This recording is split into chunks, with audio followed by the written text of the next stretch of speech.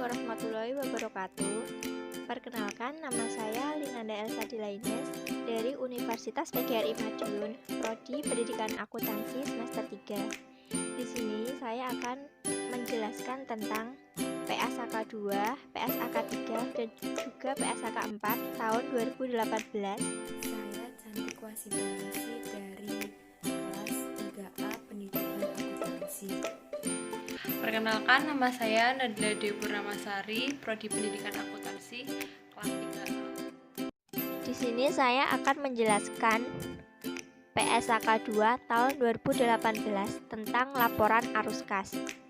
Informasi arus kas entitas digunakan sebagai dasar untuk menilai kemampuan entitas dalam menghasilkan kas dan setara kas serta menilai kebutuhan kas entitas untuk menggunakan arus kas tersebut. Tujuan PSAK untuk memberikan pengaturan atas informasi yang menggambarkan perubahan historis dalam kas dan setara kas yang diklasifikasikan atas aktivitas operasi, investasi, dan pendanaan selama satu periode. Manfaat laporan arus kas. Yang pertama, memberikan informasi yang memungkinkan para pengguna untuk mengevaluasi perubahan dalam aset bersih entitas, struktur keuangan, atau likuiditas dan solvabilitas, dan kemampuan mempengaruhi jumlah serta waktu arus kas. Yang kedua, menilai kemampuan entitas dalam menghasilkan kas dan setara kas, memungkinkan para pengguna mengembangkan model untuk menilai dan membandingkan nilai sekarang dari arus kas masa depan dari berbagai entitas. Yang ketiga, meningkatkan daya banding pelaporan kinerja operasi berbagai entitas. Kas dan setara kas. Kas adalah saldo kas atau cash on hand dan rekening giro atau demand deposit. Setara kas atau cash equivalent adalah investasi yang sifatnya sangat liquid, berjangka pendek, dan dengan cepat dijadikan kas dalam jumlah yang dapat ditentukan, serta memiliki resiko perubahan nilai yang tidak signifikan. Misalnya, investasi segera jatuh tempo, atau 3 bulan atau kurang. Saham tidak termasuk, kecuali preferen yang jatuh temponya telah ditentukan. Cerukan atau bank overdraft termasuk dalam kas atau setara kas. Yang ketiga, arus kas tidak termasuk mutasi antara pos-pos yang termasuk kas atau setara kas. Penyajian laporan arus kas ada 3. Yang pertama, laporan arus kas melaporkan arus kas selama periode tertentu dan diklasifikasikan menurut aktivitas operasi, investasi, dan pendanaan. Yang kedua, penyajian ketiga aktivitas tersebut dengan cara yang paling sesuai dengan bisnisnya. Yang ketiga, suatu transaksi tunggal dapat diidentifikasikan ke dalam lebih dari satu aktivitas, misal pelunasan pinjaman dan bunganya, pada pendanaan dan operasi. Arus kas operasi. Aktivitas operasi adalah aktivitas penghasil utama pendapatan entitas dan aktivitas lain yang bukan merupakan aktivitas investasi dan pendanaan. Entitas melaporkan arus kas dari aktivitas operasi dengan menggunakan salah satu dari metode berikut. Yang pertama, metode langsung. Kelompok utama dari penerimaan dan pengeluaran kas bruto diungkapkan. Yang kedua, metode tidak langsung. Laba disesuaikan dengan mengoreksi transaksi non-kas, penangguhan atau akrual, dan unsur penghasilan atau beban yang terkait aktivitas investasi dan pendanaan. Arus kas investasi. Aktivitas investasi adalah perolehan dan pelepasan aset jangka panjang, serta investasi lain yang tidak termasuk setara kas. Digunakan untuk mencerminkan pengeluaran untuk sumber daya yang dimaksudkan menghasilkan kas di masa depan. Arus kas pendanaan. Aktivitas pendanaan adalah aktivitas yang mengakibatkan perubahan dalam jumlah serta komposisi kontribusi modal dan pinjaman entitas digunakan untuk memprediksi klaim atau arus kas masa depan oleh para penyedia modal entitas. Pelaporan arus kas dari aktivitas investasi dan pendanaan dilaporkan secara terpisah kelompok utama, penerimaan kas bruto, dan pengeluaran kas bruto yang berasal dari aktivitas investasi dan pendanaan, kecuali yang boleh dilaporkan yaitu neto.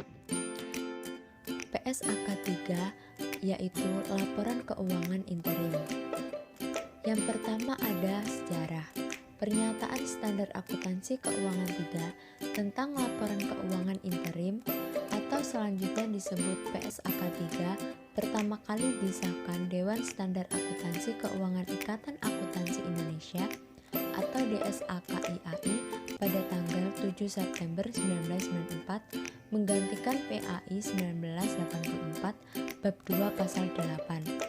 PSAK 3 1994 berlaku efektif pada tanggal 1 Januari 1995.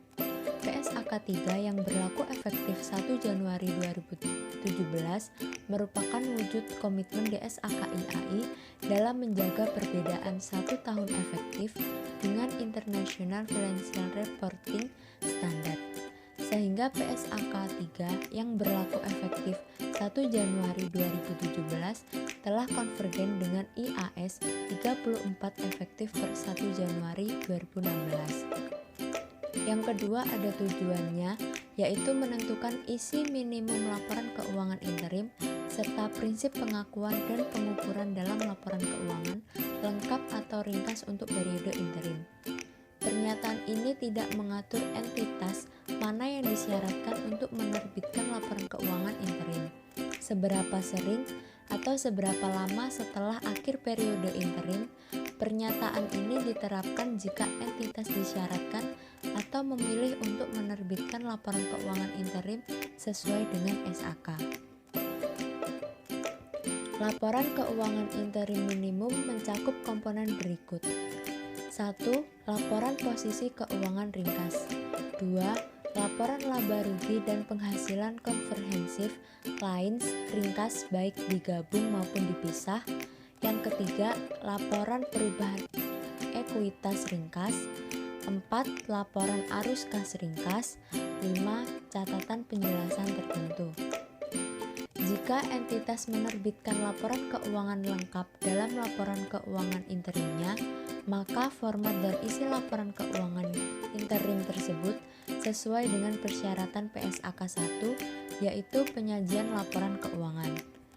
Jika entitas menerbitkan laporan keuangan ringkas dalam laporan keuangan interimnya, maka laporan keuangan ringkas tersebut mencakup minimum setiap judul dan subjumlah yang termasuk dalam laporan keuangan tahunan, terkini dan catatan penjelasan tertentu sebagaimana disyaratkan oleh pernyataan ini. Pos atau catatan tambahan termasuk dalam laporan keuangan tersebut jika kelalaian untuk mencantumkannya akan menyebabkan laporan keuangan ringkas menjadi menyesatkan. PSAK 4. Laporan keuangan tersendiri. Yang pertama, pengertian laporan keuangan tersendiri. Apa yang disebut dengan laporan keuangan tersendiri? Laporan keuangan tersendiri merupakan laporan keuangan yang disajikan oleh entitas induk, yaitu investor yang memiliki pengendalian atas entitas anak, yang mencatat investasi pada entitas anak, entitas asosiasi, dan ventura bersama berdasarkan biaya perolehan atau sesuai dengan PSAK 55. Selanjutnya, tujuan laporan keuangan tersendiri. Apa tujuan dari laporan keuangan tersendiri? Tujuan laporan keuangan tersendiri untuk mengatur persyaratan akuntansi untuk investasi pada entitas anak, ventura bersama, dan entitas asosiasi ketika entitas induk menyajikan laporan keuangan tersendiri sebagai informasi tambahan. Pernyataan ini diterapkan pada entitas induk yang menyajikan laporan keuangan tersendiri dalam mencatat investasi pada entitas anak, ventura bersama, dan entitas asosiasi.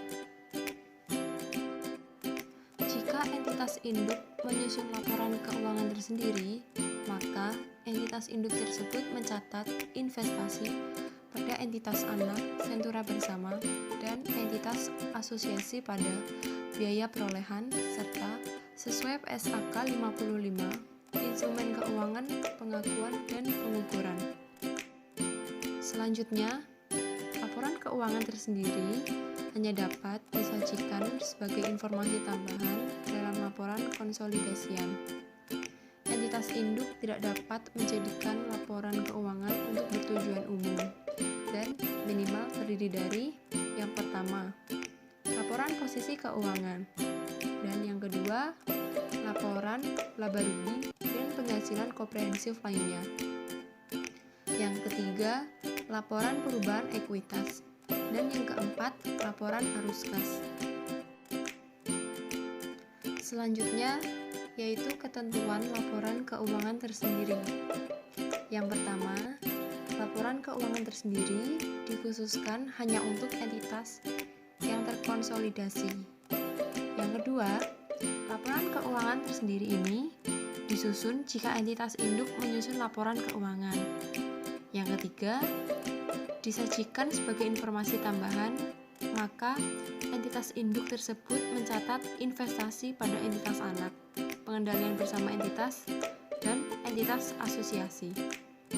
Yang keempat, entitas menerapkan akuntansi yang sama untuk setiap kategori investasi. Yang kelima, entitas induk mengakui dividen dan entitas anak, pengendalian bersama entitas atau entitas asosiasi pada laporan laba rugi. Yang keenam, investasi dalam pengendalian bersama entitas dan entitas asosiasi yang dicatat sesuai dengan PSAK 55 dalam laporan keuangan konsolidasian dicatat dengan cara yang sama. Dalam laporan keuangan tersendiri